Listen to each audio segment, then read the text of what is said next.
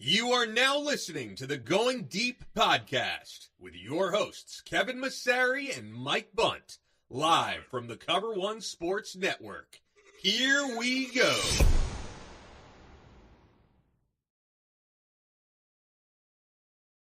Welcome into a new edition of the Going Deep podcast. I'm your host today, Kevin Massari, as always, here with Mike Bunt. Got a lot to talk about. It is a playoff Tuesday. It's a playoff Tuesday here on the Cover One Podcast Network. We'll be talking about the Miami matchup here this weekend as well. We're going to have on Justin here from the Pro Football Network.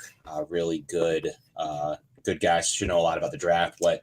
What Justin Hier will also know more about what Miami expects to do. Maybe some injury updates. They got some stuff on the fold. But we'll be right back at you shortly. Josh Allen looking deep, going deep.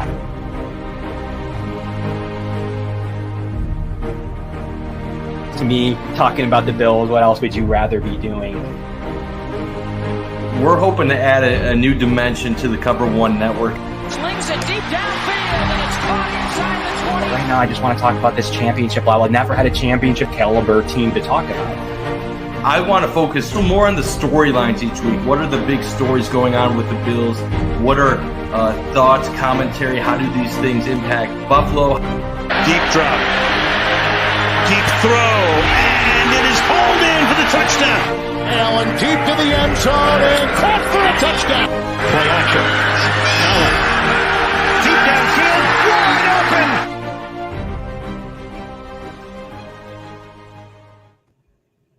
We got a playoff Tuesday, Mike. Welcome back into the Going Deep podcast. We have a lot to talk about. Justin Hier is going to join us here shortly mid-show. But first and foremost, Mike, how you feeling on this very, very busy sports weekend coming up? I'm doing great. I'm excited that it's finally time to talk about the postseason. This has felt like the longest season ever, just waiting for this point. But now we have a big matchup on hand.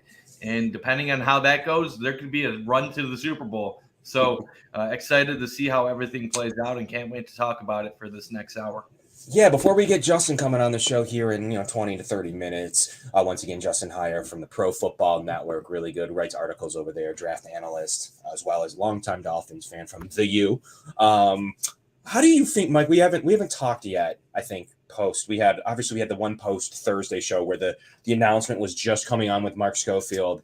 The announcement was just coming on the decision. I want to start there. Obviously, the Bills taking care of the New England Patriots with 2 return touchdowns by Nyheim Hines. What a wonderful trade did that happen to be midseason by Brandon Beane to, at the very least, upgrade that return game, give them some running back depth, as well as potentially earn them a victory at a much-needed time to end the year. But we were on the show when the potential of this ruling was just first released before the vote. And I kind of want to get your take on it now that you've had some time to think about it and the ruling of, obviously, the neutral decision, if it is, Kansas City, Buffalo, the fact that, they kind of went off of a mixture of loss column and win percentage. What is kind of your overall feeling of the ruling and, kind of where we're at as we approach Wild Card Weekend? I think the NFL made the most out of a very complicated situation. There was always going to be teams that got the raw side of it. I think Cincinnati was given a horrible situation as a result of it. Buffalo, it obviously sucks that for all practical reasons, their chance at a 1 seed was stolen from them. And then Kansas City obviously makes out tremendously with it.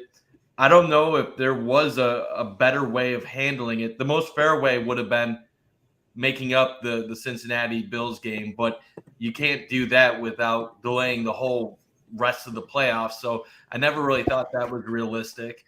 And then you were either going to have a neutral site compromise or the whole idea of, do you pick the bye or do you pick home field advantage, which in a way Kansas City would have picked the bye anyway, and they do lose home field against the Bills if it comes down to that. So it was tough. I feel bad for the Bills because we have no clue where this game is going to be right now. Obviously, Indianapolis and Detroit are out of the running. Are they going to give it to a indoor stadium like Atlanta, Vegas? Or are they going to throw it somewhere outdoors, potentially even a college stadium? Would it be Pittsburgh? Could you do it Cleveland, Cincinnati, depending on the situation? Ohio State, Penn State, Michigan. It's just one of those unfortunate things. But in the end, they did try to make it fair to the Bills. The Bills will not be going on the road at any point during this postseason. So that in itself is some good news, because had the Bills lost to Cincinnati, had that game been resumed, they would be the 3 playing the Ravens right now and potentially going on the road starting in the divisional round. So tough situation, but it is what it is. We all like to remember the 2021 season, minus the last 13 seconds of that game, was a really high note. A lot of fans think really highly of that team in that season. And still a lot of people think might have been one of our best teams ever, which is interesting because they struggled at points last year. They didn't end on a particularly high end going into the playoffs, played at a super high level in the playoffs, I guess is where it matters. But what seed were they, Mike? They were the 3.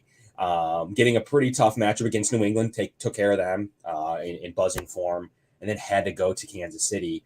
And that's, we know how that game went. What a great game. But that's the kind of thing you're trying to avoid is all of those road games leading up to the playoffs. Yes, Tennessee had a loss, so that means they would have hosted the AFC Championship game against Cincinnati. That's hindsight. But still, you had the potential to play 2 road games. The 3 seed is used to be okay in years past. Now it's very much so the 2 seed does hold the water of the double. Really one of the only times in football where you can host 3 home games is from the number 2 seed. So that's what's an interesting position group, and it's a really interesting kind of seeding. You got to kind of really rank what matters, and I do believe that the difference between 2 and 3 is more than enough to make teams play their starters, obviously, and to really think about that seeding position. And I'm going on record to say I think Cincinnati got the raw deal on the coin flip. That I agree with. I think that was a terrible compromise. Baltimore, I'm assuming Baltimore's complaining, Mike. I'm assuming Baltimore was like, wait, they didn't beat Buffalo. Yeah, you can't just lose your chance at the division that way. So the tough thing about this all is you think about it, it's only been 3 years since they eliminated the bye for the 2 seed. And in those 3 years, the Bills have finished second in the AFC twice. So that's a tough part. I think the reason why it was perceived so badly by Cincinnati was the fact that they were up 7-3 and driving.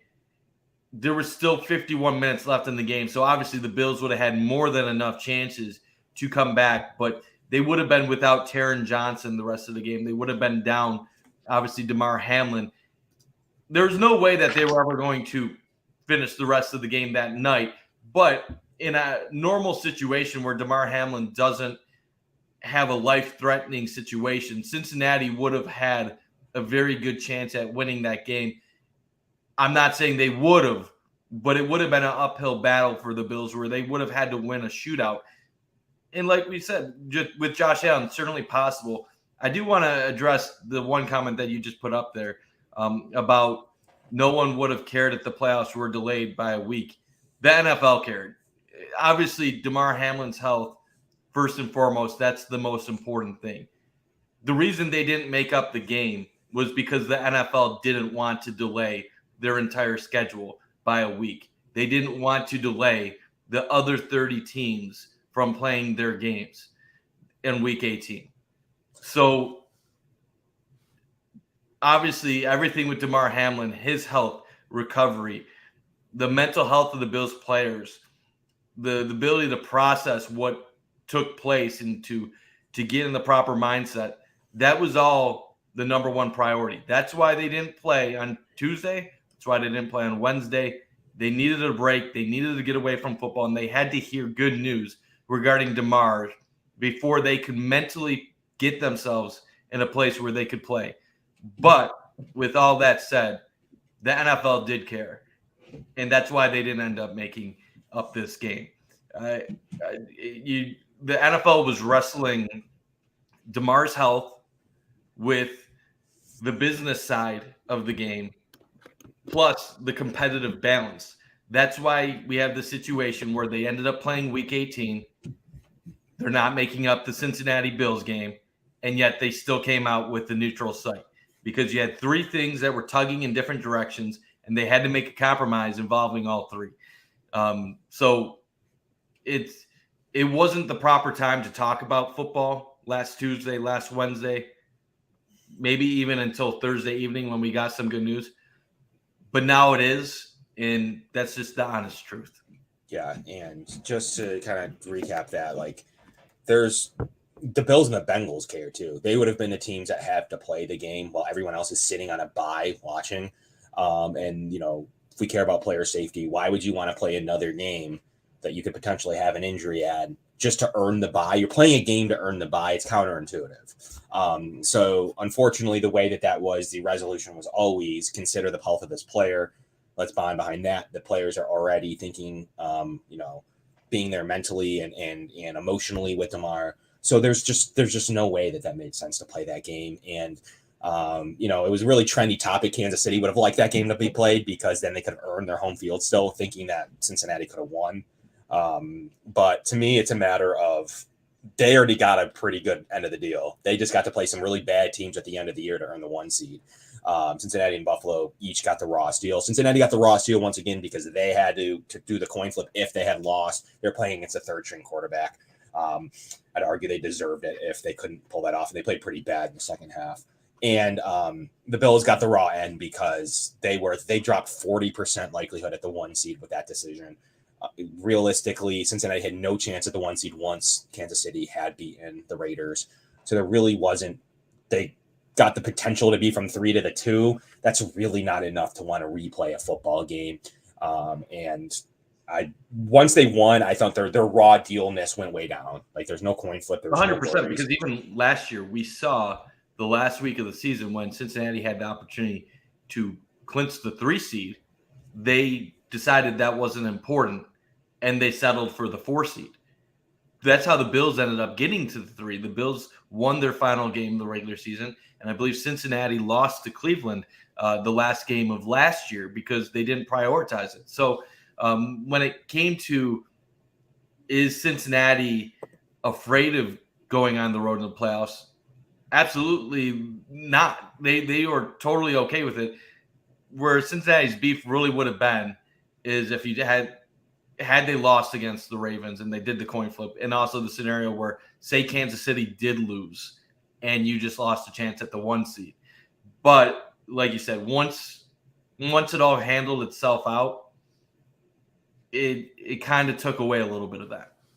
Whittle, appreciate you, my man. Whittle, one of my friends from Spaces. I really appreciate you coming in here with the super chat. Is it too soon to talk Brown and Beasley over Davis and McKenzie?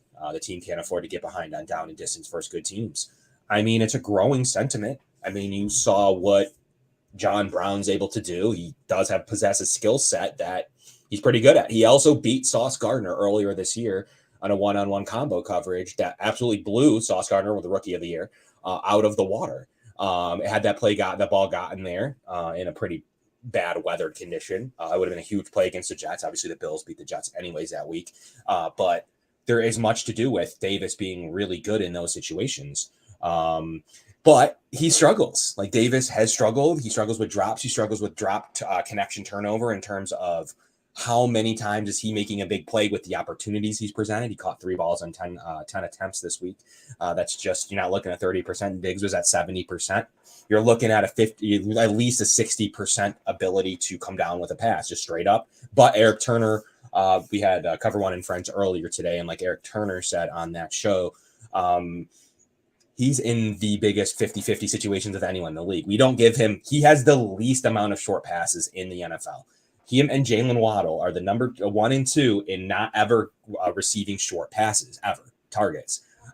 So, of course, his catch rate's going to be down, and he's always in contested ball situations, whether they look easy to us or not. 50 yards away, jumping up against corner ones or safety ones in this league will always present a challenge. Yes, you can't always predict Josh Allen to throw an absolute dime to your chest 50 yards away. So those situations are going to be harder than a 6-yard out route to Cole Beasley that we saw in Cincinnati, and that was a 3-yard out, really, that Josh threw a little high. Cole didn't adjust overly well, and the ball goes incomplete for a field goal. Little did I know a lot of fans would be saying we lost to Cincinnati 7-3 on that play, but nonetheless, I do believe that there is definitely some Brown and Beasley over McKenzie. That is for sure. I'd like to see that move happen as soon as this week. As far as Davis out of the lineup, that's the one that's hard. I know we have this focus on a couple of Davis's negative plays, but he really does do enough. 800, and I might be one of his biggest fans of the wide receiver 2 role. 800 yards, 7 touchdowns, a little bit more production. Josh does give him a lot of opportunity, but really outside of aforementioned Jalen Waddle and a couple of others, Cincinnati comes to mind. There really isn't this high flux of receiver 2s across the league, Mike. So what's your opinion on making that switch with Davis and Beasley and Brown and McKenzie? It's I just don't think we're really going to see it. The Bills have been rolling with their guys all season. Unless something drastically changed in the 1 month that they've had Beasley and the month and a half that they've had John Brown, it's really hard for me to think that they're going to be getting high snap counts to start the postseason, unless the Bills are intentionally holding back and hiding things for the playoffs. But if that was really the case, I think you would have seen one of them get elevated to the actual roster at this point. So I think they were more so brought in as security blankets in case another injury did happen or something serious took place. I get the conversation with Gabe Davis at wide receiver 2. I understand why fans are frustrated with him, especially after you see playoff games like last year against Kansas City where he just goes off for 200 yards and 4 touchdowns. You see that high ceiling, and a lot of people were hoping for more of that. But I think really that's more of a fault of fans struggling with the expectations game.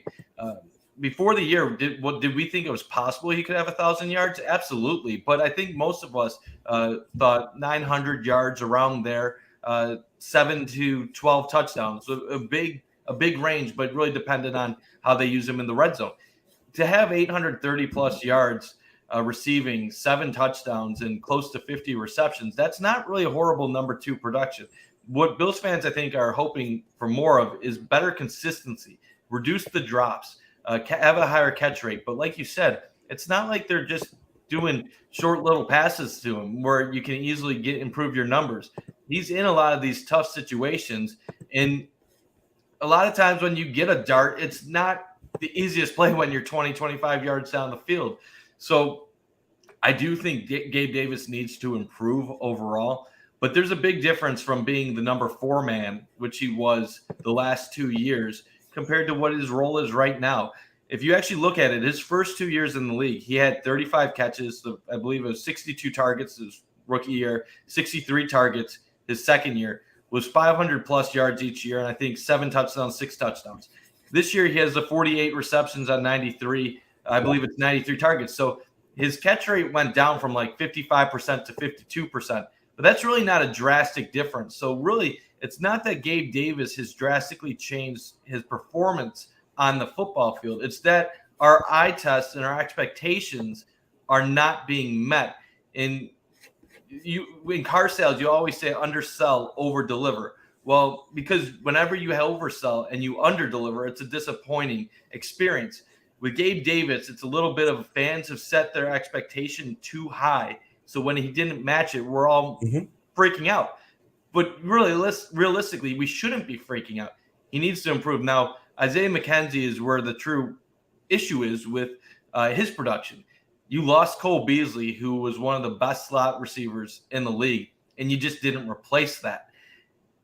Could Cole Beasley have a role in the playoffs? I absolutely think he can do something, but will it be replacing McKenzie? I doubt that. Yeah, for sure.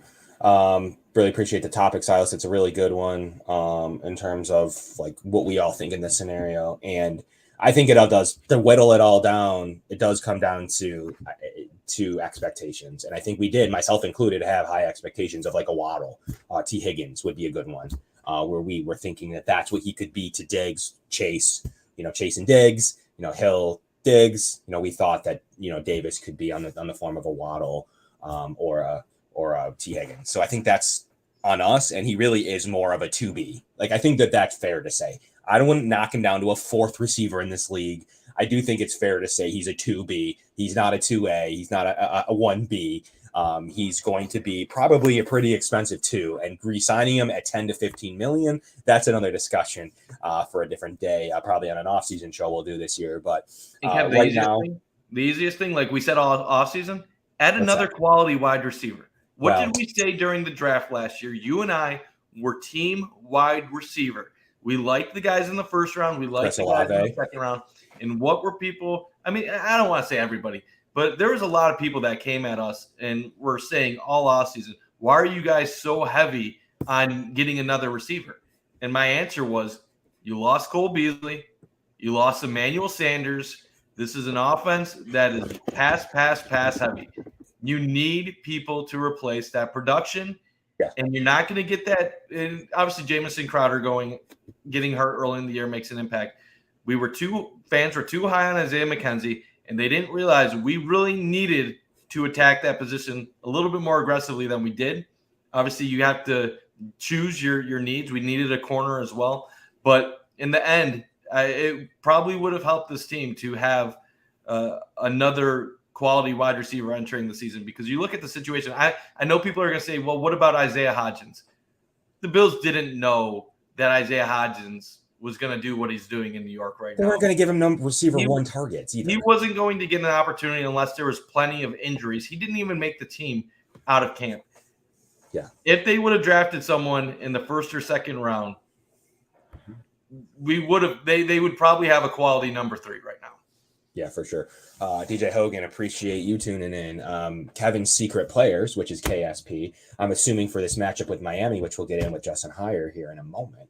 I might kind of fiddle with it a little bit, but I think James Cook is Kevin's secret player. It's tough to say he's a secret anymore, but I think he's pivotal in this matchup with Miami this weekend, as we'll get into just momentarily.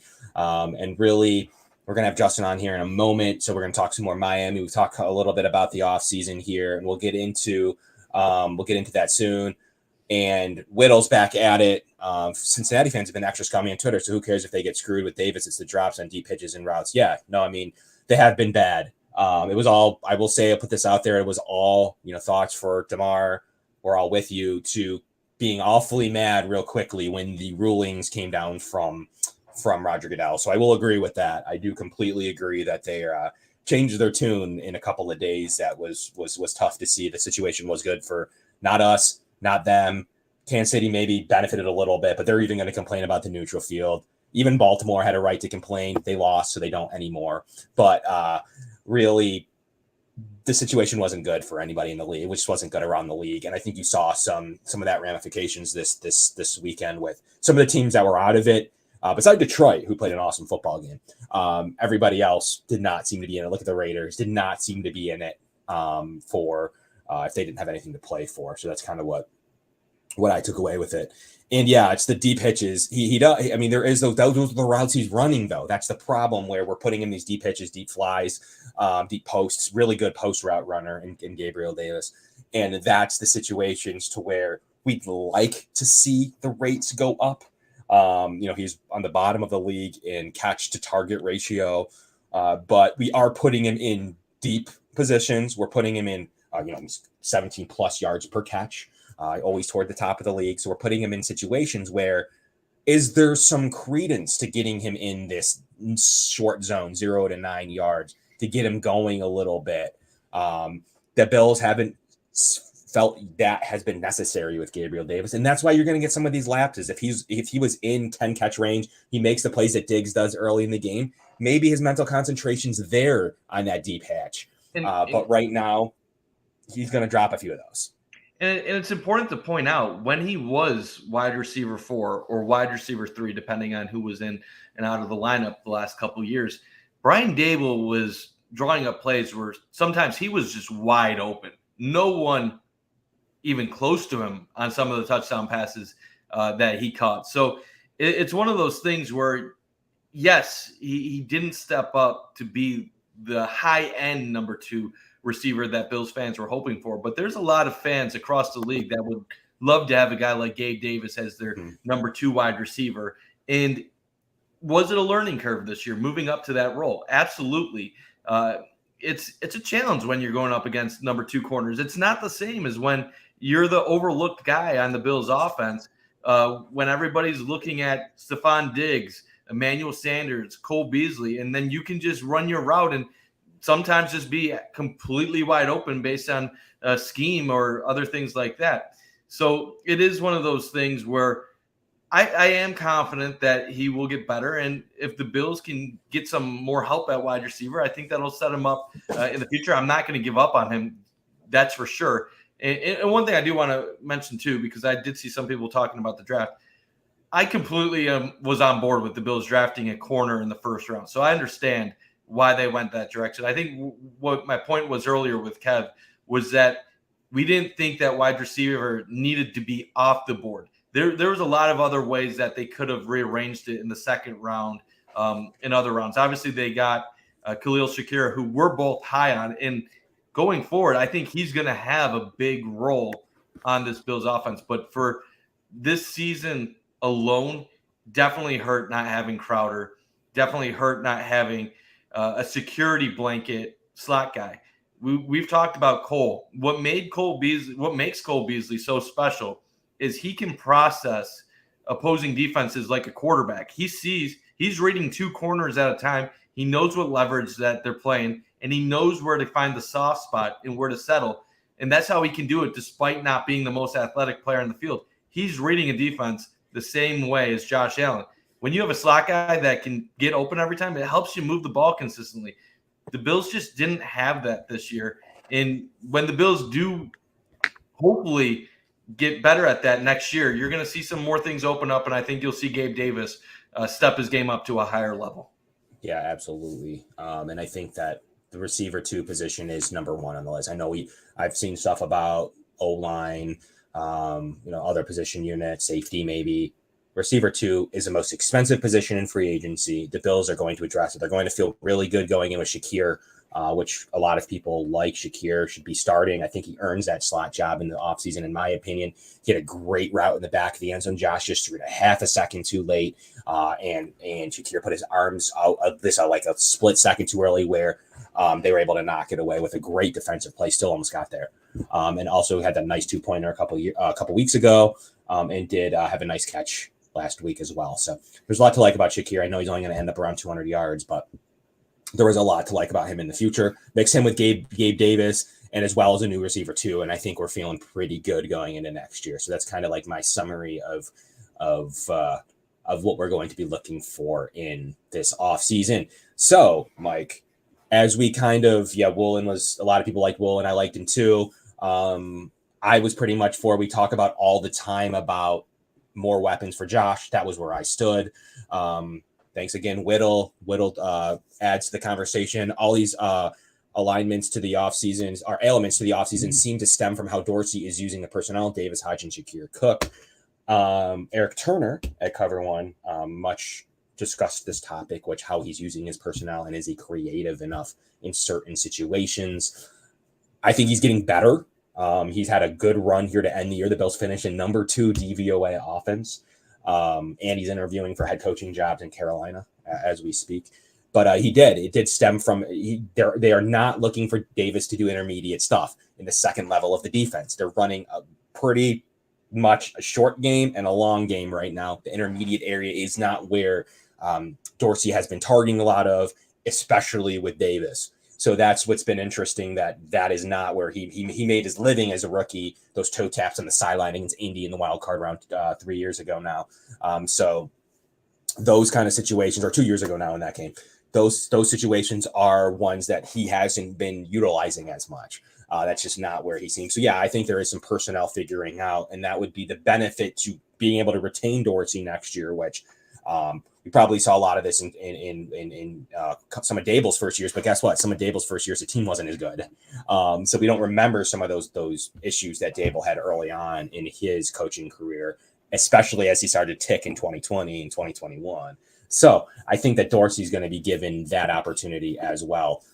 So going to have Justin on here in any moment. We really appreciate everybody tuning in for the off season We have a lot to talk about in the offseason, we promise, but there's a game this weekend against Tua, potentially against the Dolphins. Will we see Raheem Mostert? Will we see their starting offensive line? They're missing a couple tackles.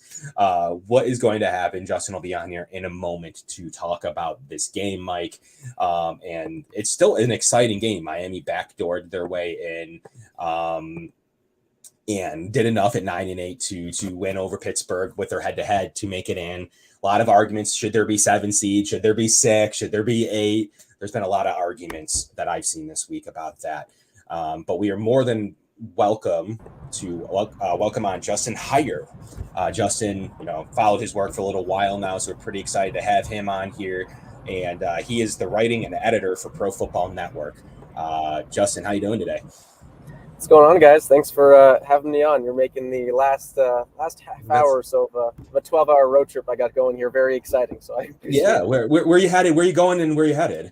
So I'm from South Florida. My fiance is driving us. Our families are from South Florida, so we were there for the holidays. We're driving back home to North Carolina now. How long of it? 14 hours?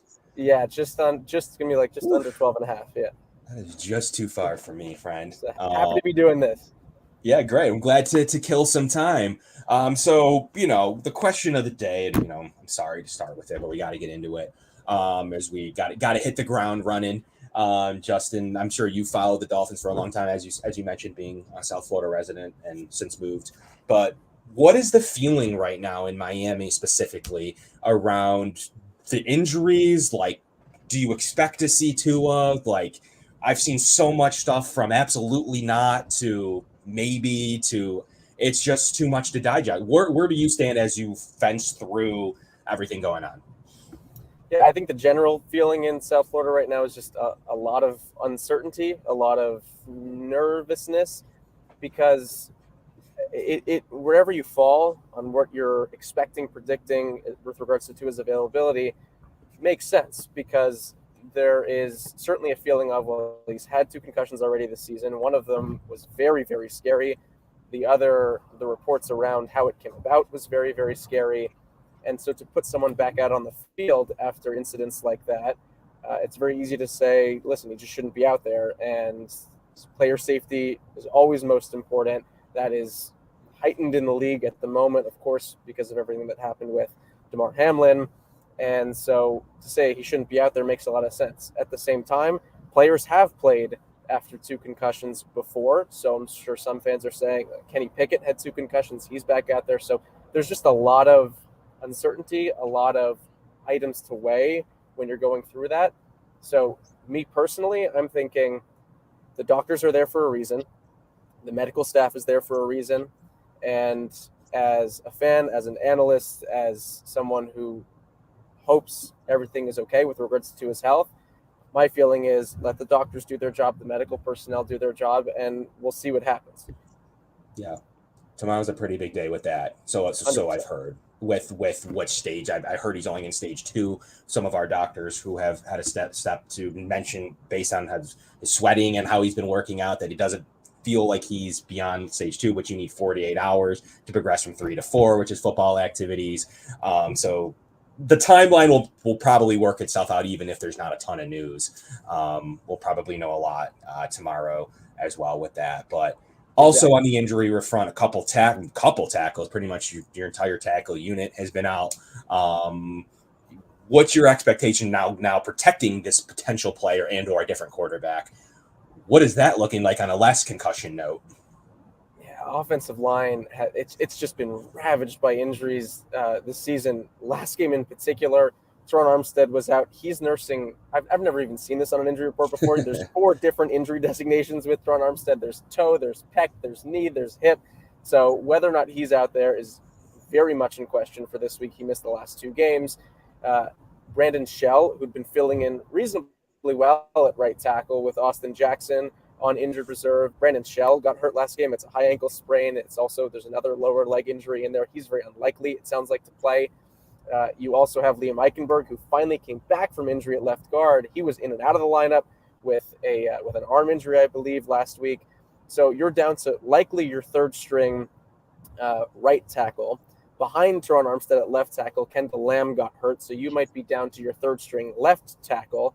It's possible, as they did last week, they moved Robert Hunt out to right tackle, which means you're going to be down a player at guard as well. So there's a lot up in the air right now. Teron Armstead seems to be 50-50 at best. If he doesn't play, it'll probably be Greg Little at left tackle. So it's very likely that no matter who's under center, there's going to be a makeshift offensive line with at best three full-time starters out there, and several of them may be playing half healthy. So especially with regards to if Tua plays, having a third string right tackle out there at his blind side, very dangerous as well. So Dolphins fans are certainly looking to the offensive line as a massive question mark heading into this playoff game. How imperative is it for the Dolphins to have Tua play in order to have a chance in this game?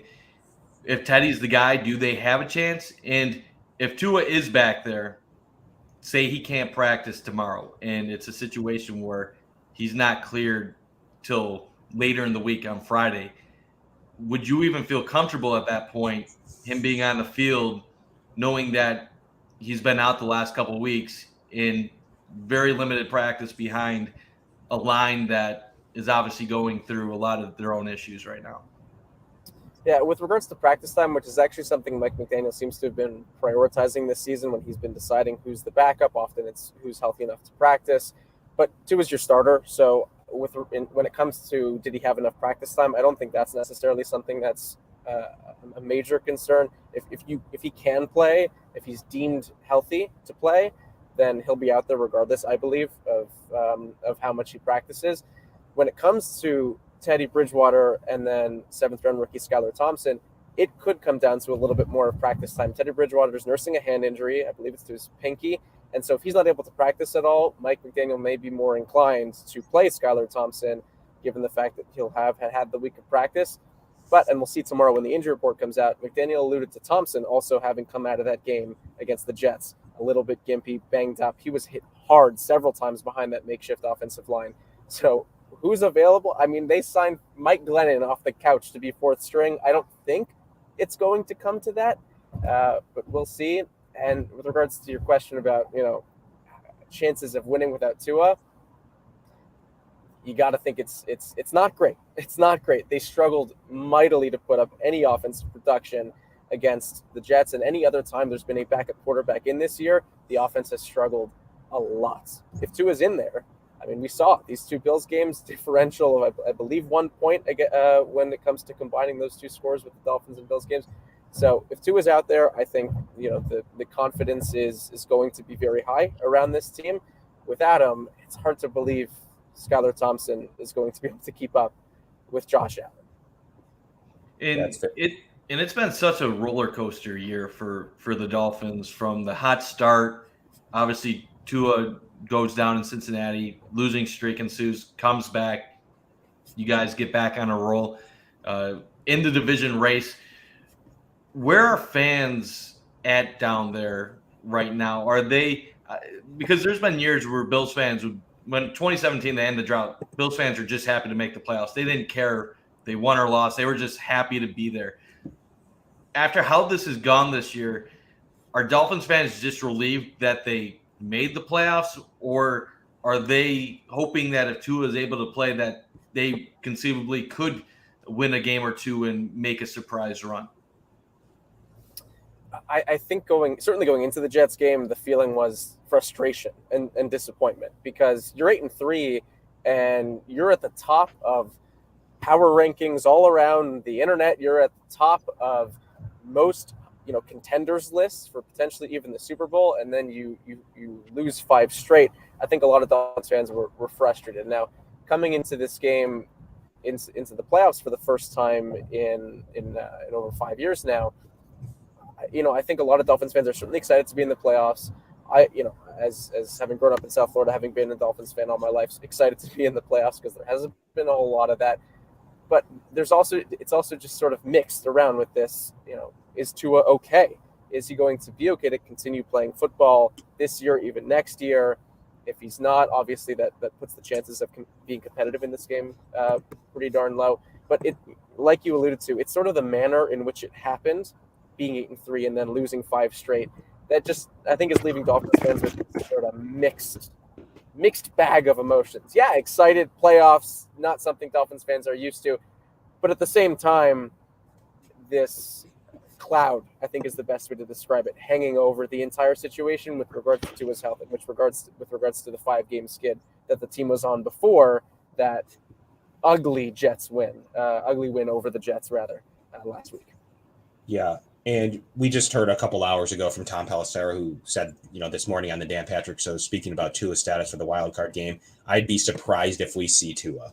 Is that your sentiment when you don't, obviously none of us have, even Mike McDaniel says he doesn't have, the medicals. He doesn't want to put pressure. Is that where you stand? Like, where do you stand on your personal, thoughts on what happens? Yeah, having, obviously not the medicals in front of me and no background in medicine, just purely my own, I guess, speculation at this point. I would also be surprised, given the way the second concussion came about, them finding out later, given it's scary to hear that a player couldn't remember things that happened in the game before. I don't want to say it would be responsible, but irresponsible again, because I'm not a doctor. I don't have the medical background to say that. But at the same time, you got to be nervous for Tua and for his health. And so my guess is that they're going to play it safe with him. If doctors clear him, I'm sure, given what we know about Tua and how much he's pushed through other injuries in the past, I'm sure he would push to play. But if I were to, put a guess out there right now, I'm going to say no, again, solely based on, intuition, no medical background whatsoever. My guess is it'll be Teddy Bridgewater or Skylar Thompson that are out there. But again, we'll leave that up to the medical professionals and see what they say. Mm-hmm. It's interesting. I really think that based on the line and what Vegas thinks they know, it's looking like Teddy. I think they feel pretty comfortable with they'd be able to go Teddy over Skylar. Although the line did move, apparently a point closer to that. Yeah, exactly. So I think that's, to me, even more gearing in toward the potential of Teddy Bridgewater playing, which a lot of people say would be about 10 with Bridgewater. So we'll see we'll know some clarity on that in the 24 hours. We don't want to spend, I guess, the whole time because none of us know. We don't have the medicals in front of us. And the one last player, though, hate to talk about injuries for 20 minutes, but Mostert, a guy that played really well in Buffalo, a guy that seemingly adjusted to the game plan very well when the Bills dropped into shell, stayed in nickel, etc. Broken thumb seemed pretty serious. McDaniel called it serious himself. Is that a big loss? Do you feel fine with Jeff Wilson? Where do you stand personally on that final injury news? That's absolutely a big loss for the Dolphins. Sounds very unlikely that he's going to play. We'll know more, obviously, as the week goes on. But he is the engine of the running game. Jeff Wilson has had 1 or 2 big games this year, but Raheem Mostert has been by far the most productive, the most efficient runner on the team, performed well, like you said, against the Buffalo Bills. And so him not being on the team, my apologies for the no, we get it, man. No, it's real. It's real life. He is definitely a big loss for this offense, especially if you don't have Tua, because then you're essentially counting on the running game to grind out the clock, to try to keep the game, the time of possession, as close as possible. And Jeff Wilson, again, familiarity with Mike McDaniel, with his scheme, will be able to replicate some of that production. But you're essentially counting on him and Salvan Ahmed at that point to move the offense. And because we're talking about injuries, it's not even just the quarterback, offensive line, and running backs that are hurt on the offense. Tyreek Hill was in and out of the game last week with a lower body injury. Jalen Waddle was in and out of the game last week with what appeared to be a lower body injury. We'll find more about their status this week. But you're kind of counting on the running game to keep this thing close if you have your backup quarterbacks in. Why? And you just talked a little bit about how the Dolphins wide receivers are a little knocked up right now, and obviously issues throughout.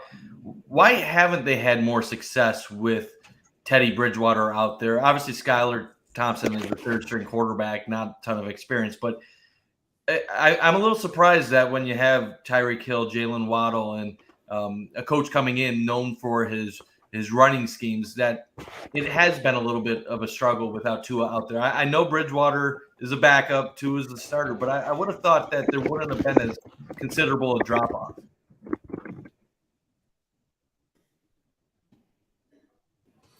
That's a great question, and it's honestly one of my answer to that is one of the few gripes I have with how Mike McDaniel's handled the situation so far with Tua out, is that the offense has looked as though it's been run relatively similarly with regards to the passing game in particular. So there's still been a lot of deep shots, a lot of emphasis on those deep crossers, not as much of the quick rhythm game, which is often what teams turn to when you have backup quarterbacks.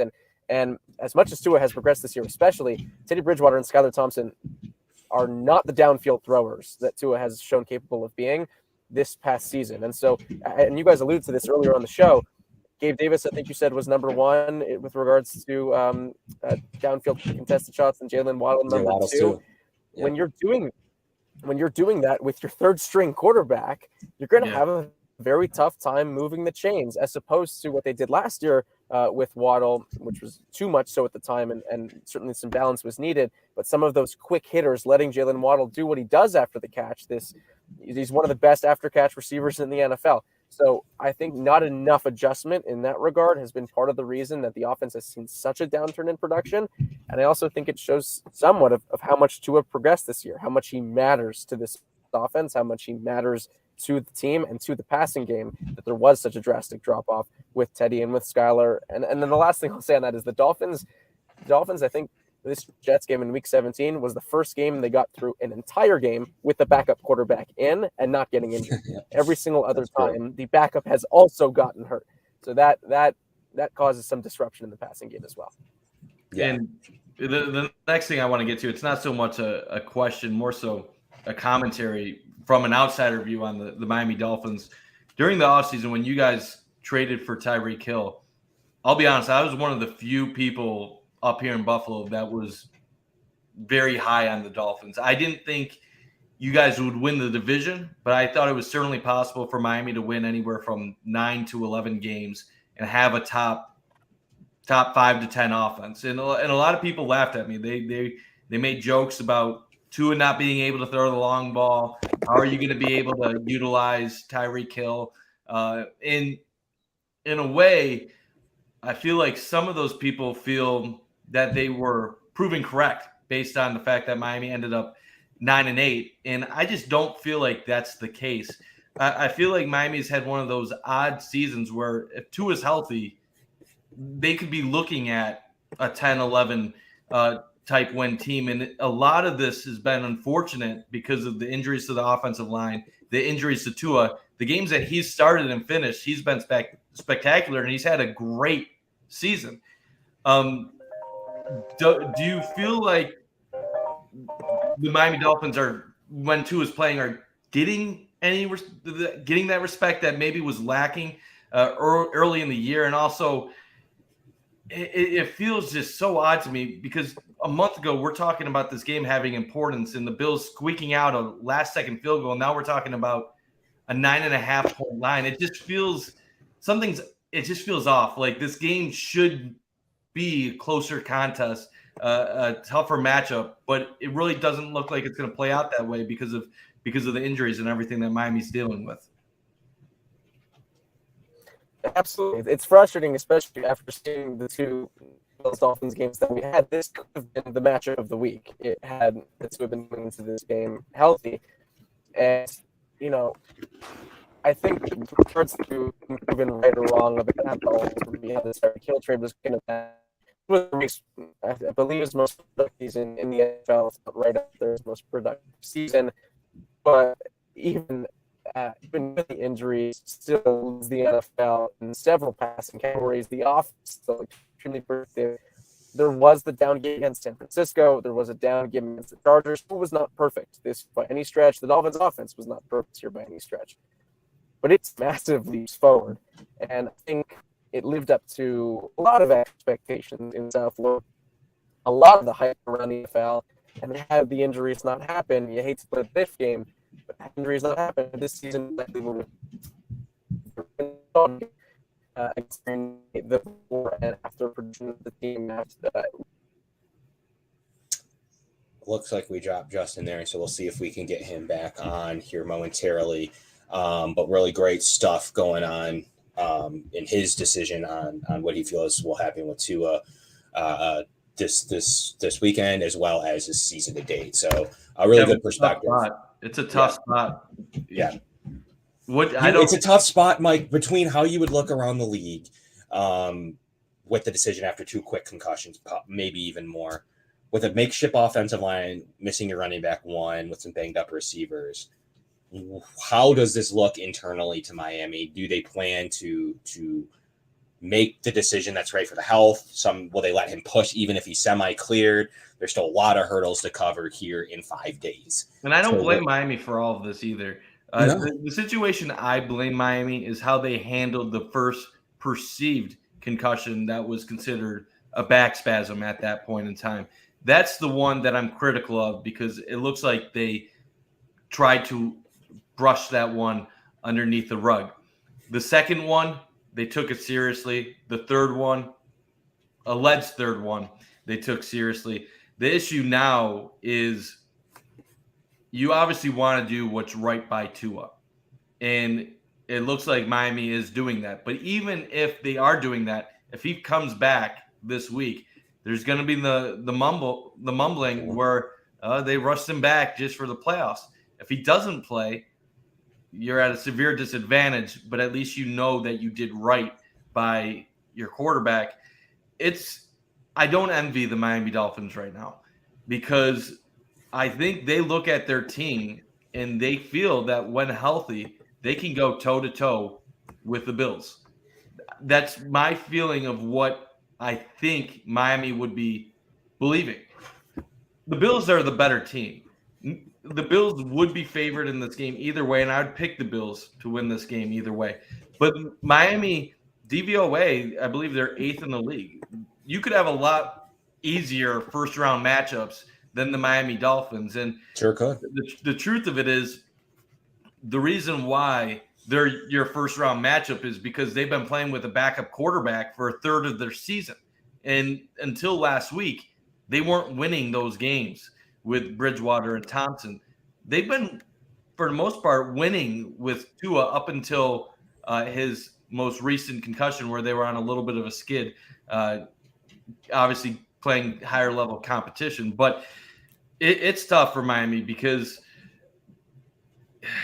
I don't know. I don't really think they have a chance without him.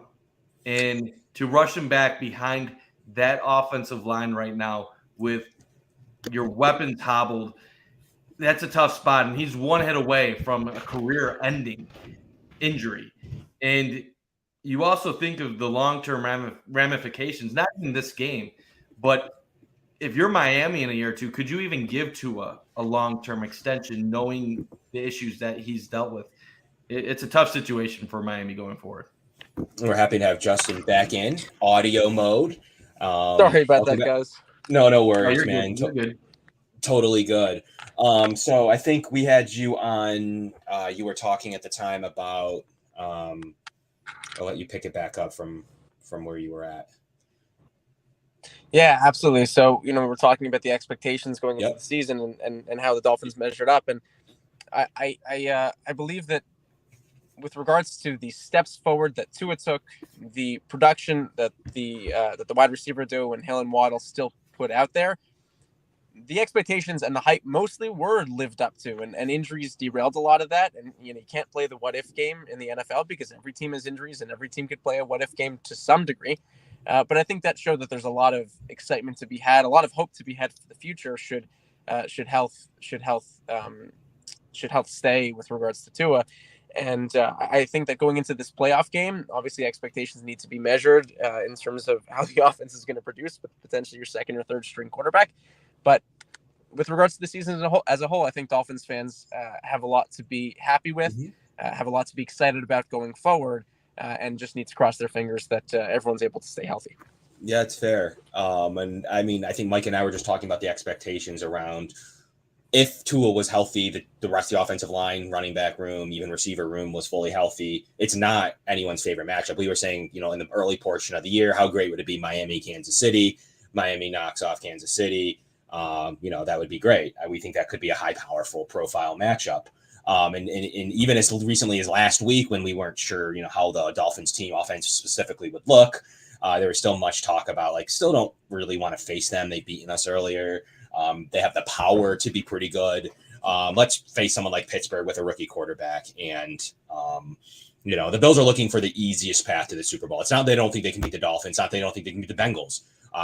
At this stage, the Bills, like you mentioned, have fought their fair share of adversity with, potentially almost losing a player on the field to their star defensive end, to their star safety, Josh Allen's UCL. So they've faced their fair share of adversity as well on the injury front.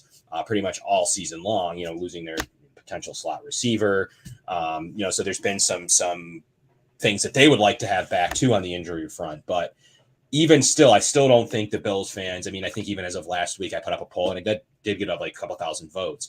And, Bills heavily preferred even the Steelers over even the Patriots, who didn't look good themselves, but still that potential of Bill Belichick. And then in this case, the potential of Miami, so often specifically to be that next level. So I think that's respect, Justin, to say that I think Bills people are saying they have the potential to be, will it be this week? Maybe not. But they have the potential to be a threat probably as soon as week 1 next year again.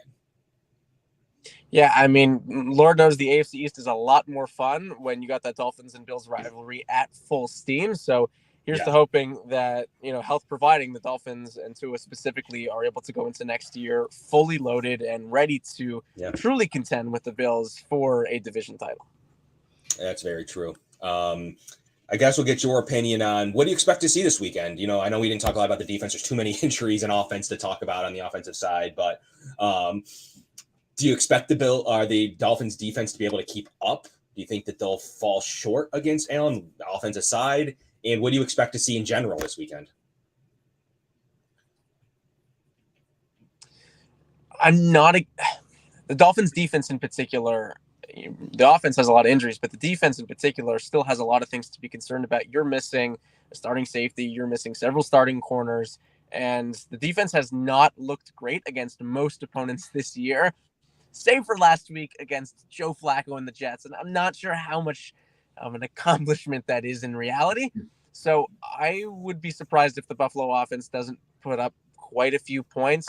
Even Xavier Howard, who's been the stalwart of Miami's defense for the past several years, has looked rough, to put it nicely, at most times this year. Undrafted rookie Kader Kohu has been a very pleasant surprise, but I would still expect Stephon Diggs and Gabe Davis, who I know you guys were talking about earlier today as well, to have a pretty big game against Miami. Miami's run defense has been pretty stout, though, this year. And so I don't think we're going to see a lot of Devin Singletary, a lot of James Cook running around on the ground. I think Josh Allen's going to be mostly looking to win this game through the air, as the Bills' offense is built to do anyway. So it's going to be a tough challenge for Miami's offense to keep up no matter who's under center, no matter who's at quarterback. And so I would say that Miami really needs, if they want to keep this game close, to control the time of possession, obviously avoid and limit turnovers, avoid and limit penalties. But you want to ground and pound as much as you possibly can with whoever's at running back this week. Looks like it's likely going to be Jeff Wilson, to control the time of possession and to keep this game as close as possible by keeping it out of Josh Allen's hands. Miami was super aggressive against the Bills in their first matchup this year, the one in which the Dolphins won. Do you think they'll try to implement that once again this weekend, try to go all out, try to pressure Allen, get to him, try to hopefully get him rattled? Or do you think that that'll scare them with how their pass defense has struggled in recent weeks going forward? It's like there's almost really no winning when you're going up against Josh Allen. You choose to blitz it, he's going to get out of the pocket and make an off-schedule play and beat you deep. You don't blitz him, he gets too much time in the pocket, and he's going to pick you apart. So this defense is built scheme-wise to be aggressive, to be blitz-heavy. There's not really any secondary personnel to do that right now. And frankly, the defensive line and the pass rushers haven't gotten enough pressure to justify blitzing every play because there's still too much time. Despite the fact that you're putting extra personnel there. So I think they're probably going to learn as much as they can from the last two matchups and limit that a little bit because, as we've seen time and time again, Josh Allen will get out of the pocket and will hit someone deep, will make an off-schedule play, or frankly, he'll wiggle out of pressure and run it for 25, 30 yards. So I think it'll be a little bit more tempered with regards to the defensive aggression. Makes sense. Now, we really appreciate you coming on the show to give your Dolphins perspective as that's helpful for us to hear like a different side of the coin. I know seasons could have gone drastically different in Miami, but it is what it is. They're here. It's going to be maybe 30 degrees out. So you're going to have that similar temperature to how it was before the snow came last time. So before the fourth quarter. So 1-3, which, by all purposes, the Dolphins were very much in that game, playing well, playing good football at that stretch, obviously with a full complement of offensive of players, but still we're looking like the weather elements. It didn't totally rattle them until maybe the snow came. It did look a little off, helter-skelter at that point. But anyways, what is your prediction of this weekend? I mean, if you need to give two, that's fine. None of us know. So I think that's fair in this case. What are you thinking that actually kind of put it all together for us? Yeah, I'll go ahead and take you up on that. I'll give you two. I'll say that if Tua is able to play, I think this game is going to be much closer. I would still give it to Buffalo just based on frankly, the roster is healthier. It's a little bit more talented right now, given the injuries that Miami has. And so I'll put that closer to a 30-27 score in favor of Buffalo. If Miami doesn't have Tua at their disposal, I would say that it's going to be a 2-score plus game. I'll say that much for sure. So I think Buffalo will be able to score more points because there'll be less time of possession on Miami's end, and Miami will certainly score fewer. So I'd put that closer to 34-21 in favor of Buffalo if it's either Teddy Bridgewater or Skylar Thompson under center. So use that for your for all your betting purposes. My speculative score prediction right there. Yeah. Who do you see suit up? Just your own opinion. Who's the quarterback of the Dolphins come Sunday afternoon? It sounds like Teddy Bridgewater was close-ish last week, given that he was healthy enough to be the emergency quarterback during that game. So I would guess that it's Teddy Bridgewater under center. Skylar Thompson will certainly be there if healthy to be the third guy. If it seems like Teddy is not able to perform at full capacity at any point during the game, my guess is we'll have a lot more clarity on that by Friday. Mike McDaniel said he's going into this game with 3 game plans, depending on who his quarterback is going to be. But my guess would be Teddy Bridgewater at the QB1 and Skylar Thompson at the QB2. Do you think Teddy's better than Skylar, though, all things considered? Frankly, neither have performed up to snuff so far. Right. I think Teddy Bridgewater gives you more with regards to that veteran presence, and people throw that word around, but it does matter when you're trying to avoid mistakes when you're in a high pressure situation. So he does give them that. Skylar Thompson did protect the ball well last week and did what he needed to do. I don't think it makes a huge difference either way, to be totally honest with you. I wanted to ask that question. I had that jotted down. I was always curious your perspective on the backup quarterback role, because I haven't seen I've been off the wall, like I don't know who I would play if I was a Dolphins. Like I've been back and forth. I like Skylar maybe, but no, Teddy's definitely better. So I wanted to make sure I asked that. So it was a good answer. I really appreciate that. Justin, where can we find you? What are you working on the draft site? Tell us a little bit more about one of my favorite draft websites out there. Tell me a little bit about what you're working on. Yeah, I appreciate that. I'm at Pro Football Network, writing and editing over there, and I joined them a couple months ago. The team's absolutely fantastic. There's a lot of stuff going on the draft side, both on Pro Football Network and on College Football Network, which just launched as well. So be sure to check both those out. The team is doing awesome things on both those places. So definitely give that a check. Awesome. And you write, I've caught some of your articles. You write about the whole NFL. Is that right? Like a lot of different topics. That's correct. Yep. Cool. Well, thank you so much. We'll definitely get back in touch with you. It was really cool to have you on the third matchup for the season. Maybe I don't, but I wish I was in better circumstances in terms of having your full complement of receivers, or you will, but your full health of those receivers and running backs and quarterbacks, because I think it would really be better than a wild card game, though, in my opinion. It wouldn't be a 2-7. I think this could be. Will we see a AFC Championship game sometime in the near future? I don't think it's far-fetched, right? Absolutely. No, I wholeheartedly agree. I really appreciate you guys having me on. And I just want to say real quick as well, what you guys have done, what the entire Buffalo community has done following the DeMar Hamlin situation is just really awesome to see. We talk about all the time, football is family. We talk about all the time that there's also a lot that is bigger than the game, and the way that you guys and the Buffalo community as a whole has rallied around this player, this team is really incredible and awesome to see. So appreciate that as well. Thanks, Justin. Appreciate it. Hope everything went well with the ride, and we'll be in touch. I'm assuming maybe we'll catch up in the off season, do some draft stuff, or we'll catch you early next year. Thanks, Justin. Appreciate 100%. You coming on. Thanks so much, guys. Take care. Thank you so much.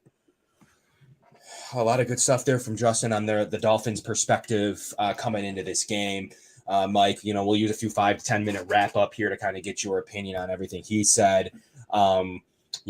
What do you take away from that? I want to ask you that. What do you take away from this? Could be different than a 2-7 game in the future, right? If it was a different year where the Dolphins were healthy and they had their guys, absolutely. This Dolphins team is not a 7 seed when they have their guys going. It's just simply put, the metrics say that they're a top 10 team in football. They're not the 14th best team. And I know you are what your record is, but when they had a healthy Tua, this team was dominating the lower competition, and they were at least in the games against some of the better teams as well, defeating Baltimore and Buffalo. So we're going to see. I think the biggest question about will Miami be able to be consistently good in the future is, are they going to be able to get a consistent health out of Tua? If this is a thing that continues for the next couple of years where he's dealing with concussion issues and other problems, we might never see Miami live up to their potential. And the other question will be, are they going to bring in a better backup quarterback in the future to prepare for this if this is to happen? But you're absolutely right. It's one of those where the way everything is setting up, it looks like the Bills should be able to get the win, which is fortunate for them, but kind of would suck if you're a Dolphins fan finally getting back and then seeing all of this happen. Yeah, certainly. I'll give them credit. I think you're thinking that Bridgewater is a fairly high-end backup. That hasn't played out that way. He's been hurt his entire career. At least I know that going into the year, I would have probably felt pretty decent behind my starter if I knew that I could trot out Bridgewater for a few weeks. I maybe even would have liked that situation. Not anymore. I thought I liked Bridgewater more than Tua going into the season. Sure. But that's been proven 100% incorrect. Tua was tremendous this year with his timing routes and intermediate throws. What really killed Miami was later in the year when defenses started to adjusting and taking away those middle routes. It made things a little bit more difficult. And we'll see how Tua does next year when NFL defensive coordinators and coaches have an entire offseason to scheme against what he's done this year. And if they can take that away, does Tua have an answer to respond to that? But that's something for next year to look after. I asked Justin this, who do you think suits up quarterback Sunday at 1? I'm really 50-50 on this. I think going into the week, I just assumed Tua would somehow come back at some point. I had no inside information. I just was speculating how the Miami Dolphins have treated it so far, that big game, there's such a drop off from him to Teddy and Skyler that they'll need him, and that suddenly after a couple of weeks, those symptoms might lessen. But at this point, the fact that he's still not cleared, we're going into Wednesday, he's really going to have to get clear in the next 2 days for me to even feel really confident in him, even if he were to play. If he's not practicing this week and gets cleared Friday night, Saturday, I still think it would be difficult for him to really go out there and be effective against the Bills defense after being out for 2.5 weeks. So I'll lean slight lean to Teddy playing, but we'll see. Yeah, and I think you asked the question, and I think normally the answer Justin gave was good. He said, he's a starter. He can prep to play, and I think that's the right answer. It's Josh Allen. Look at him in Minnesota. I don't think he took a snap. I don't think he was even out there for pregame, Mike.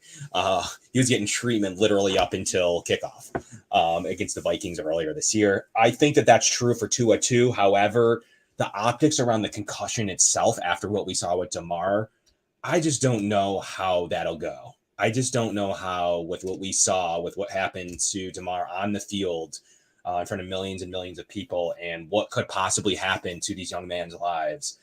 I just don't know the optics around him playing specifically this week without like weeks of practice, like doctor reports. Like, is it the most competitive advantage thing that you should need in the world? No, in terms of like they shouldn't need to do that. But I think in this optics of what happened in this scenario with 2 concussions, probably a third, the way the second went so closely to the first.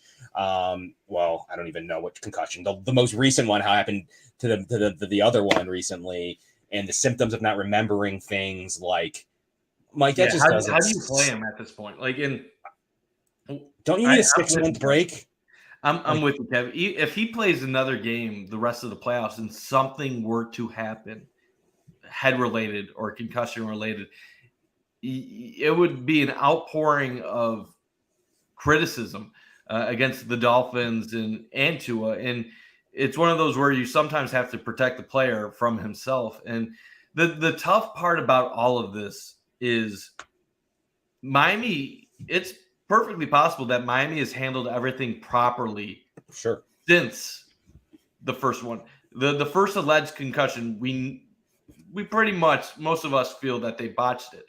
Now, the whole question is how much truth is in the optics versus how much truth is in the actual medical view of the doctors. So if the doctors clear him, we're supposed to trust the doctors.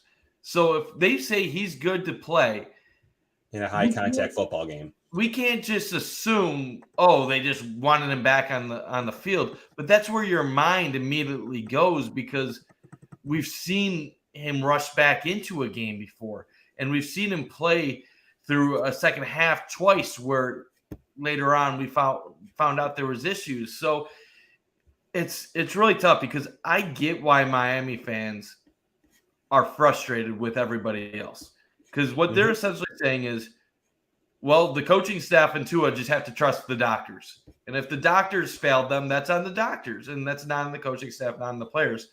But I also understand why everybody else is like, well, how do the doctors miss what they saw? How do they let him go back out on Thursday Night Football? And then that happens. And the truth of it is there is a little bit of a luck element involved.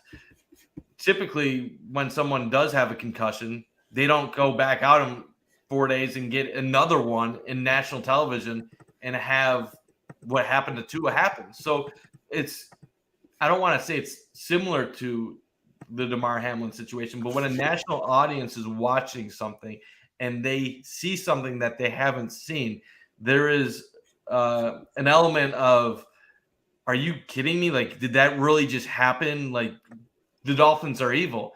And I just don't think Miami is evil. I think they mishandled it the first time. But, as I said, like, this is going to impact Tua the rest of his career. Like, say Tua doesn't get a concussion the rest of the year or next year, and then he takes a hit week 3 of the 2025 season, are people going to be calling for him to not play again at that point? This is going to follow him the rest of his career, regardless of if he gets 1 or 2 more concussions or if he never gets another one. Yeah, and for me, like, I wanted to take a minute to kind of talk about the path, and it involves the Dolphins in this case. The Bills, look, they've had some bad luck. It's their year. I need to make it as easy as possible for the Bills to get to the next round, then to get to the next round, and then seemingly to play in the AFC Championship game, and then to the Super Bowl against whomever it may be. And each round of those, the teams get a little bit harder, but there's no reason you can't root for the least, the best possible path with the least amount of resistance. And that might be a backup quarterback over to maybe you're rooting for a Jacksonville to upset LA, and then maybe a Baltimore to upset Cincinnati.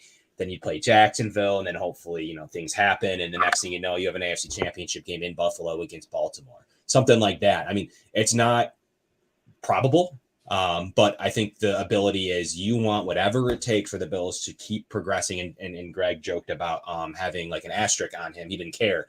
And that's the same sentiment of like, we don't pick who plays us. And all you can do as fans, we don't play this game, is to root for how the best odds to get me to the next round, to get me to the bowl, to get us talked about, to get us in the game with a chance to beat the 49ers or Eagles, or I guess even Vikings or Cowboys or something, to lesser degrees, but in those situations. So, Mike, I think with all that being said, it happens this weekend at home in front of our fans, where Tua and the Dolphins have never won in under 40-degree temperature. So you got that going for us. The Miami Dolphins have won in any game under 40 degrees, regardless of who the quarterback is. So is that true? I saw something earlier today. I would have to confirm it, but I think I saw that too. I'll say this. I agree with you, Kev. The Bills don't need to apologize for anybody for wanting an easier path, because you know what? The truth is, the LA Rams had the easier path last year. They didn't have to beat the Chiefs. They played the Bengals, who were the up-and-comers last year. The Bengals didn't have to worry about the Bills. Yes, they went to Kansas City, but they only had to play one of the two powered teams in the AFC. If the Bills were going to get to the Super Bowl last year, they would have had to beat Kansas City and Cincinnati. So sometimes it's not a bad thing to ask for a little bit better, easier path, because a lot of times champions aren't necessarily the best teams in the league. They're the teams that took advantage of their situations. And right now, when I look at it going forward, obviously the Bills had to get past Miami first. I'm hoping Baltimore takes down Cincinnati. Why? Because I'm looking at this 1 week at a time. Cincinnati coming to Buffalo is a difficult divisional game. I put it on the same level as playing Kansas City in the second round. So even though it's home, that would definitely not be an easy game.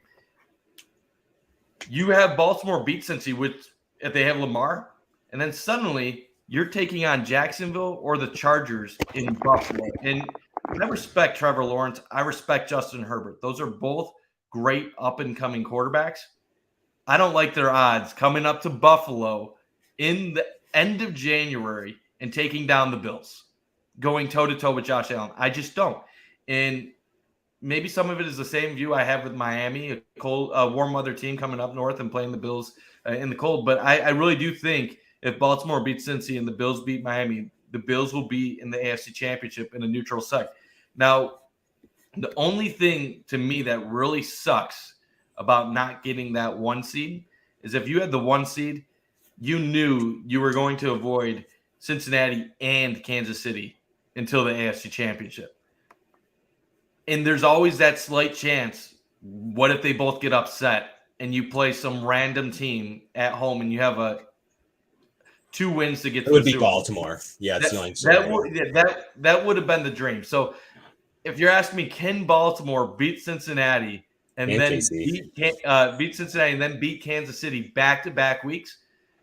I don't think it's impossible. I wouldn't put money on it. That's the only thing I was rooting for with the 6 seed going to LA. I thought that could be a possible situation if it was LA in this case. Obviously, Jacksonville's the 4 no matter what. But it's with Harbaugh, anything's possible. That defense has been pretty good. I thought they played well with a 3rd-string quarterback at the end of that game, making it semi-interesting and putting some pressure on. I do want to say, if you want Kansas City eliminated, see, this is the tough thing when you're looking at it. I'm taking it round by round, so that's why I want Baltimore to win. Yeah, I'm round by round. So the Bills can play Jacksonville or LA, assuming that they beat the Miami Dolphins. But if you're someone that wants Kansas City gone, and you think the Bills can take down Cincinnati at home, then you're saying, okay, it's okay if Cincinnati wins. Chargers beat Jacksonville, and then LA take care of Kansas City. So then if the Bills do beat Cincinnati, it's at home. Yeah, it's a home AFC Championship against LA. And then in the minds of most Bills fans, you think you're going to the Super Bowl. You're hosting to go to the Super Bowl. So I asked that yesterday, Mike. You would pick? What path would you pick? Would you pick the Dolphins? I choose Baltimore eliminating Cincinnati right off the bat, because you know what? When it comes down to it, you can't assume that the Bills are going to make it to the AFC Championship. These are all very good teams. The Bills have 7 wins in a row. They're playing great football. But in the playoffs, no games are guaranteed. So I want each round to be the easiest. so they can keep advancing. And then if it is Kansas City head-to-head AFC Championship, we'll see how they can do on a neutral field where they're not at home.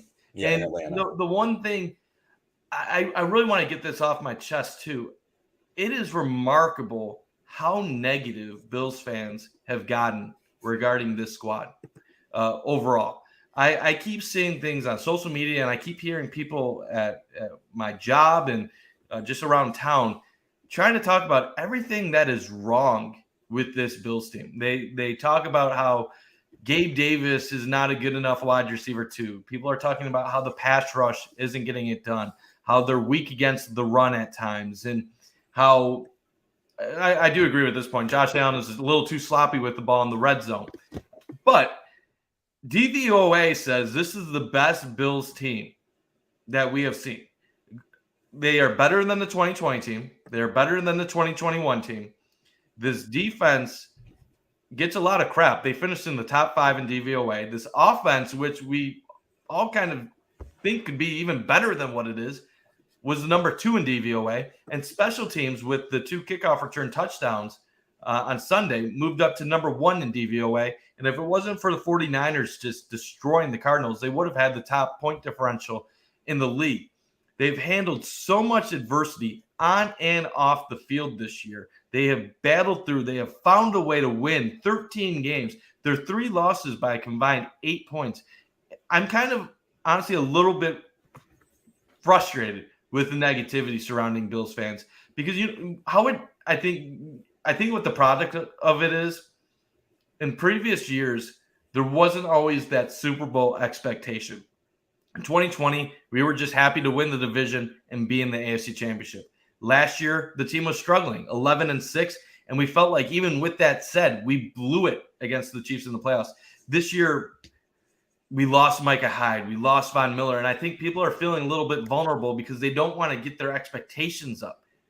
This team can easily win the Super Bowl, but what have you and I said all season long, even prior to the season?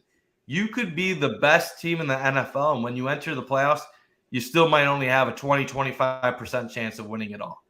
So if the Bills end up losing in the divisional round to Cincinnati, does that mean the Bills suck? No. If the Bills get to the AFC Championship, they lose to KC by 10.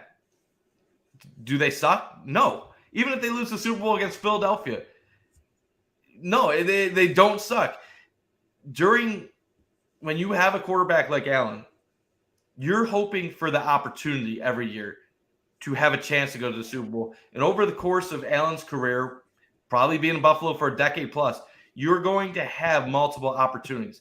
The key is that one of these years we take advantage and we do win it all.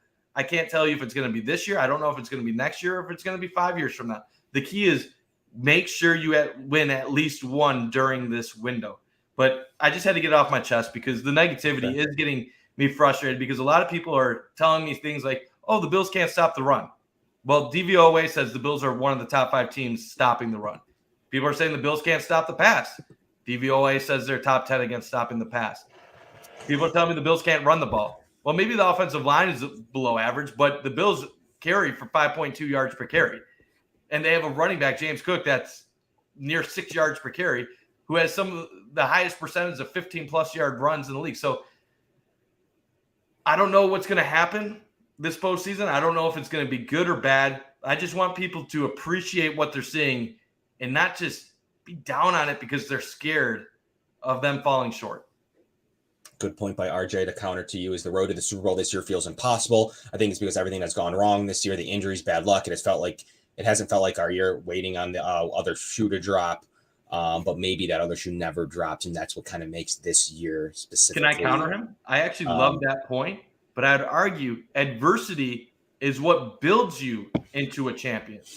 The Bills of recent years didn't go through these battles. They didn't go through these trials.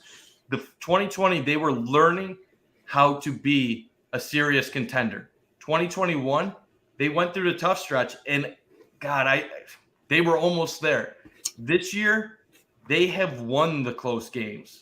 Yeah. They have gone through issues on and off the field that unify a team, that unify a community. like I said, I don't know what's going to happen, but what did Von Miller say all season long? He said, it's a long year, and you build yourself as a team through these ups and downs. That's how champions are made. I don't know if they're going to do it or not, but every other team looking at the Bills looks at them as a worthy competition as well. So don't think that Chiefs fans and Bengals fans don't look at the Bills and don't get a little bit scared about that being on their schedule as well. I'm not saying it's going to happen, but it's entirely possible. Fair enough, Mike. Wanted to get some stats before we wrap the show, and we'll get predictions in here as we got to get out of here as the film room's coming up soon. To film room, anyone, we didn't talk much Patriots. Anyone interested in the film room, Eric Turner, Anthony Prohaska, check out the Cover One film room. Following our show from the Cover One podcast network to talk Patriots and what we did right and what there was to see from that game. So stay tuned for that episode coming in 30 minutes here. But I had some stats I want to throw out here, and we'll get predictions in here. Kind of anyone throw those predictions in. Anyone that nails prediction or plus minus 2 points on the score prediction, I'm sending you a prize pack of signed goods. So get your score predictions in now, from now till kickoff, here on the comments and through podcasts anywhere. Throw them anywhere you can, and we'll accumulate those. But Mike, got some stats to throw at you real quick. You mentioned it, and you kind of teased it a little bit. Super Bowl odds for Kansas City Chiefs, the number one team because of the bye, going in is 25%. Right, what you said. The Chiefs only have a 25% chance, and that's with one less round. Number two, you would think it'd be the Eagles. It's the Bills at 21%. With a round of play, the Bills have a 21% chance to win it all based on their scores, their ELO, their metrics, their the advanced statistics. 21% chance to win the Super Bowl, guys. Feel happy about that. That is a monumental percentage having to play in the wild card round. Eagles are third at 20%, actually below the Bills, and 49ers are fourth at 14%, and the Bengals are fifth at 8%. No one else is anywhere near them. So there's only 5 real teams with any probability to win the Super Bowl, mainly being really 3 teams with roughly 20%. So also to consider in this game as we approach it, 538 Sports, who's really good with all types of different statistical ideas.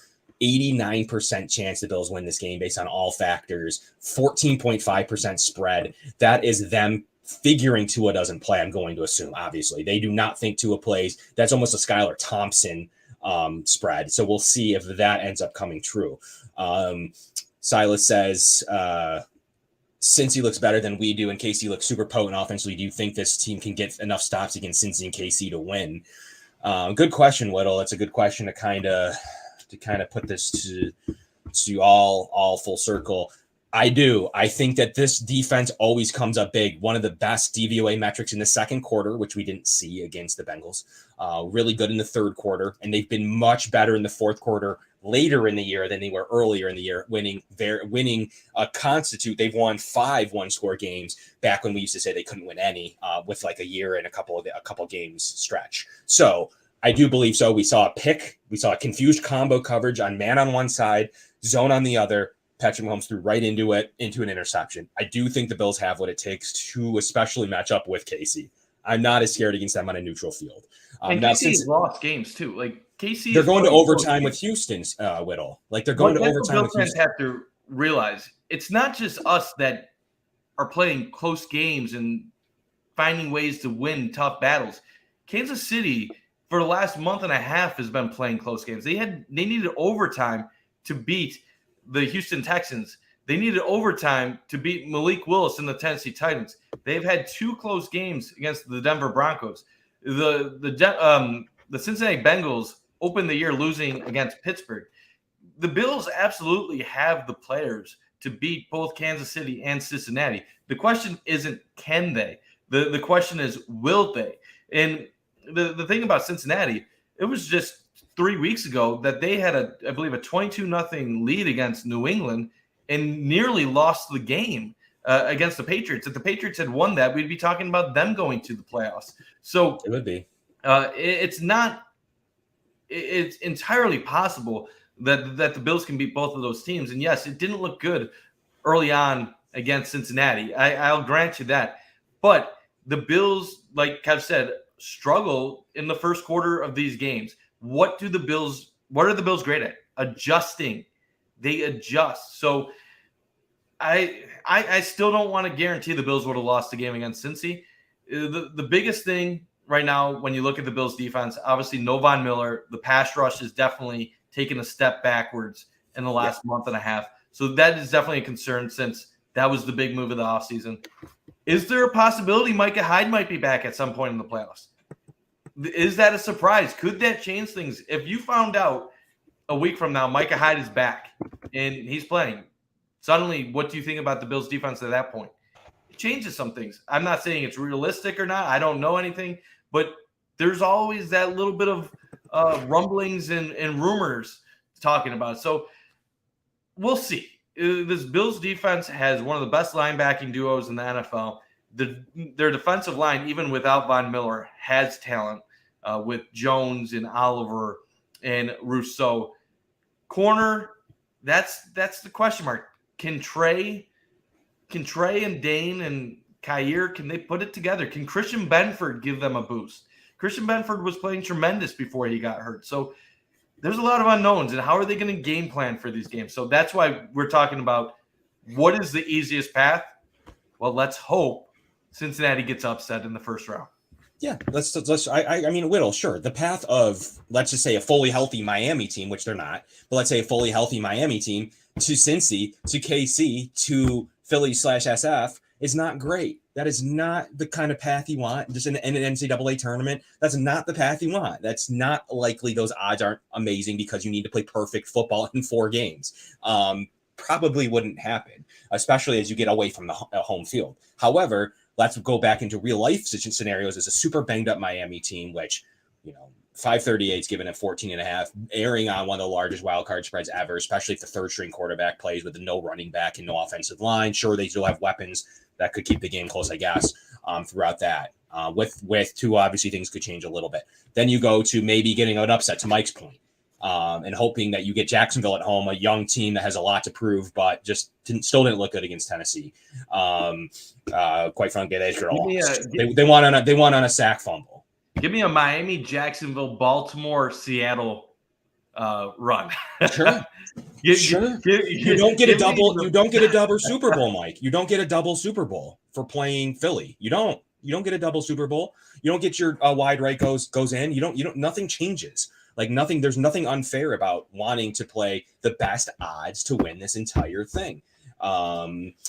And I think Whittle agrees with you, Mike. Oh, we keep clicking on it at the same time. I'm sorry. Whittle agrees with you, though, if we see Hyde at some point, that he's booking a flight to Phoenix the same day. And that's right. That's exactly right. I think he could change the entire secondary. So we'll see if there's any realistic chance that we see him in the divisional round championship game or the Super Bowl if it comes to that. So everybody's staying tuned. He does look like he's running mighty routes. And then Jamison Crowder, we all like to joke around about receiver. What could he add into the slot position that everybody wants changed? He could be at least a difference maker on a short-term basis for this team when no one's game planning to have a sure-handed guy. It's Jamison Crowder. He does some good things well in this situation. So you don't get extra credit for beating a better path. There's no extra Super Bowl win for that. Dolphins, Cincy, KC, or LA, then San Fran is my guess. So you have a fairly chalk path there. But yeah, I mean, you can beat the best 2. That's still fun. And Josh Allen's scary. Josh Allen could be Josh Allen's kryptonite. So there's definitely that. I'd rather play a young team from Florida up in New York any day of the week. I don't think that team's overly talented at this stage, but they do have some game records as well going forward. And Lamar does own the Bengals. He does have a fairly good record if he does play. So I am excited to see that. That's huge news. I want to see Lamar. I want to see for him too. Really, I do. What? DVOA has Baltimore number, I believe. Let me see this here. Be 1 second. Cincinnati and Baltimore aren't that far away. Like Baltimore is 7, Cincinnati is 5. So this is not a game where you're like, Cincinnati's going to kill him. I personally, if Lamar Jackson plays, the Ravens defense can contain Cincinnati. The question is, can Lamar get the Ravens offense rolling? If they can, that could be a dangerous matchup. Yeah, I mean, Giants are the worst team in the playoffs per DVOA, 21st. Now, that's not predictive. That's saying what they've done based on each individual play to date. It doesn't mean because you're 21 and you're 18th, blah, blah, blah. We get it. But the propensity for the Giants to continue to play 21st rated DVOA I still think the odds are very well in that. Tampa Bay 17th, Jacksonville's 13th. So there's definitely Jacksonville probably is the worst team on the AFC side per DVOA if you buy into that. And I probably do. I think that them and Miami are the worst teams coming into this, in my opinion. We'll see how that all works out. But Mike, we've been here for over 90 minutes. We really appreciate everybody tuning in, and we'll have hopefully a great. We don't know what guest. I don't know who they could play. It could be a Bengals guest. Hopefully it's not just a recap show, and we're gonna have let's get a Ravens guest. Let's get a Ravens. No, we can't. Next week. Ravens. I'm sorry. Let's get a Jags. Oh, I'm sorry. I have a Jags guy lined up, and I have. I'm already thinking AFC Championship after Baltimore wins the first 2 rounds, and yeah, that's fair.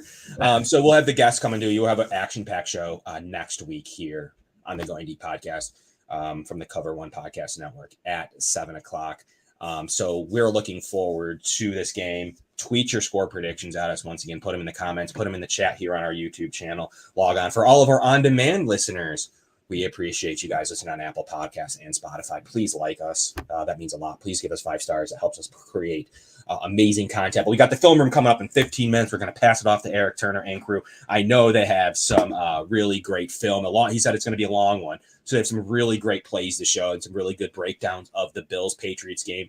And maybe from there, what they think about what this Dolphins game might look like. But from Kevin and Mike, I need Mike's score prediction. I need Kevin's score prediction. Then we're going to get out of here. Go ahead, Mike. What do you got? I'm gonna cheat and do what you let our guests do earlier today. If Tua plays, I'm going to pick the Bills 30 to, I'll say 27. I am a little scared of the Miami. You're going to copy him. That's what he said. I was thinking it before he said it, just to be fair. If Teddy plays, Bills 30 to 17. 30 to 17 if Teddy plays. Okay, I like it. I think that it's going to be too much for the Dolphins to overcome. I think the Bills were close to potentially running away with it last time. The weather elements, they kind of let them run a little bit and did really play well in the fourth quarter. They kind of had a snow game plan from what I had heard. And we'll see if he does go, what he's able to do off of a pretty serious injury and being tentative in the pocket and not wanting to take another hit. We'll see if all he does is want to get rid of the ball quick. And as we've heard, Jalen Waddle does not make quick passes as much as you think he would. He's just like Gabe Davis in terms of deep route prowess. So I have the Bills winning this game, I think in 34-13 fashion. I'm predicting Tua doesn't play, and that's just where I'm going to leave my prediction right now. 34-13. I really think I feel good about it being Skylar Thompson. But if Tua plays, obviously that score prediction changes. I mean, he does add 7 points to the score, at least on his own. But I'm still feeling good about a 34-21 game in this case, even with Tua in the lineup. I think there's going to be emotion. I think the Bills have a lot to play for. Good news on DeMar Hamlin. Just a lot to go. And I think this could be the Bills' year that they get it done. And last year we were probably predicting with that good Patriots defense, 3-point wins, Mike. They weren't missing players, and we bamboozled them by 40. So that is my score prediction going forward. And if Tua plays, obviously there's still points there for the Dolphins and the Dolphins side. So and I doubt, good point, I doubt they kick the Hines. I think that thing's going through the end zone all day, every day. Silas has 34-16 Whittle. Appreciate that. That's not bad. That's pretty. Miami's weak with the DVOA with their defense, their kick return unit, from what Eric was saying earlier. So if they do let them return one, watch out. Yeah, it's a pretty poor DVOA defense in general. But then you have coverage. 28th. Yeah. So they're in trouble. Special teams. I think that thing's going far through the end zone, so I don't know that we'll see that opportunity. But from Kevin. That's Mike. We'll be back with you right here, 7:00 next Tuesday from the Going Deep podcast and the Cover One Podcast Network. Josh Allen looking deep, going deep.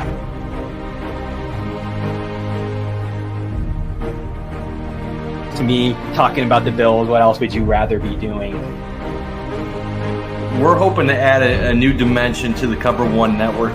Slings it deep downfield, and it's caught inside the 20. right now I just want to talk about this championship level. I never had a championship caliber team to talk about. I want to focus more on the storylines each week. What are the big stories going on with the Bills? What are thoughts, commentary? How do these things impact Buffalo? Deep drop. Deep throw. And it is hauled in for the touchdown. Allen deep to the end zone and caught for a touchdown. Play action.